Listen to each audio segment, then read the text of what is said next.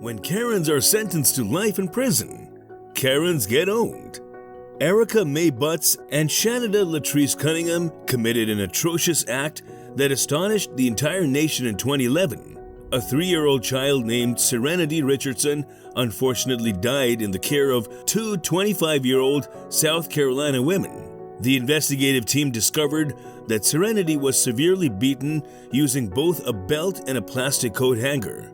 Her body exhibited various scars. The punishment was said by Erica to be due to a bathroom mistake. According to the cops, putting Serenity's body in a freezer container, Erica and Shanida attempted to conceal their actions. The proof was covered up using bleach. Life sentences were given to them afterwards. The resulting tension in the courts put a lot of strain on their families. The said case powerfully warns how bad the effects of child abuse can be. It's crucial to safeguard those who are most defenseless in society. The severity of the blow to that child's leg, and to say that you did not recognize what had been done, to ignore what must have been the excruciating sounds that came from that child on a daily basis, is more than disconcerting to this court. And as such, the court finds it appropriate that each be sentenced to the State Department of Corrections for a period of life. You will get credit for any of the time that you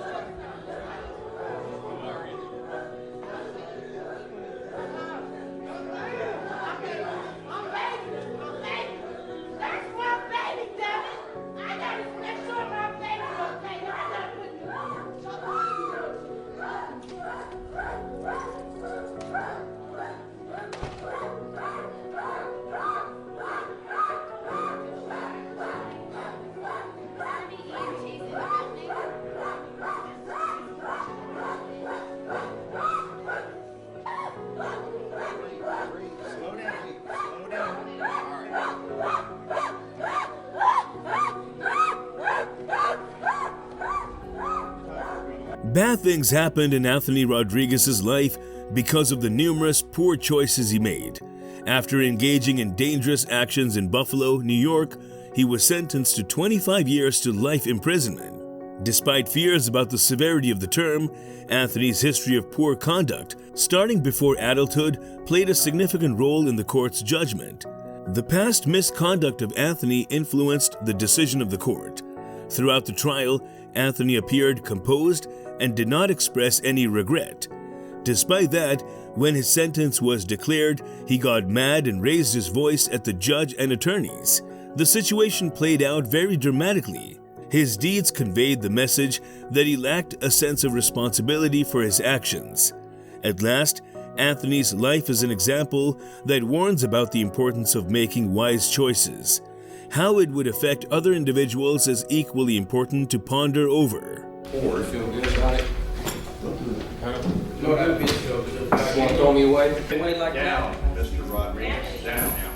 TJ Lane, whose birth name is Thomas Lane III, achieved infamy for committing a chilling and senseless act of violence. At Chardon High School in Ohio, a student aged 17 studied. He ended up becoming rivals with some of his old classmates after moving to the Lake Academy Alternative School nearby.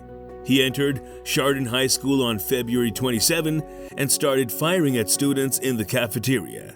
He targeted 4 individuals who had traveled on the same bus as him. He accidentally injured another student during the confusion and unintentionally shot an innocent girl while attempting to flee.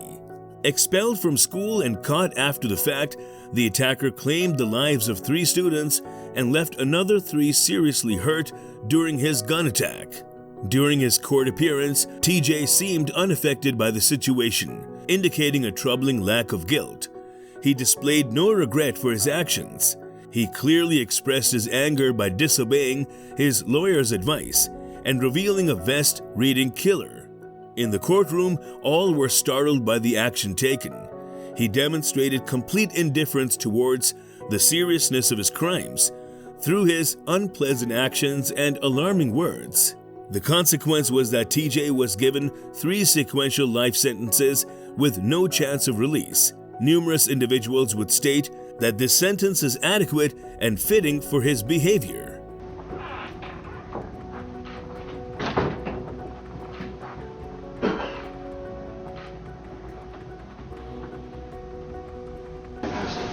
Same pull the trigger, the killer's son, masturbates to memory of you. Joshua Phillips shocked the whole town with his terrible act at the young age of 14. The Lakewood area of Jacksonville, Florida, presented a difficult situation for Joshua. The one who beat him and his mother was his father, who suffered from addictions to drugs and alcohol.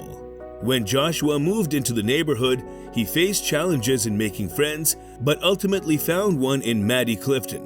Maddie Clifton was 8 years old. Joshua accidentally hit Maddie in the eye with a baseball during their playtime together one day. Maddie was taken into Joshua's room amidst his panic, whereupon he proceeded to choke and strike her with a bat. He finally cut her throat. He carried out the action out of fear of his mean dad's retaliation. Joshua concealed Maddie's deceased body beneath his bed. He concealed his actions by sleeping on it all week. Upon smelling the odor emanating from Joshua's room, his mother checked inside and discovered Maddie's body. Joshua was sentenced to life in jail without the chance of release when the police found out. This event transpired following an extensive court process. Even though he had the chance to appeal his case afterward, it was unsuccessful. As Joshua aged, he experienced a lot of guilt about his actions. He confessed to harming Maddie's relatives. During his speech, he conveyed that he could never fully grasp the magnitude of their agony. Yet he comprehended the sensation of agony. When compared to those who had done similar things before, Joshua stood out with this regretful statement and stark contrast. It portrays the complicated nature of human emotions and how people can mature and transform, irrespective of committing dreadful deeds. I don't pretend to know or understand your pain or to grasp the void that I have created in your lives. I can say this: I do understand pain. So if you like this video, then do share and subscribe to our channel.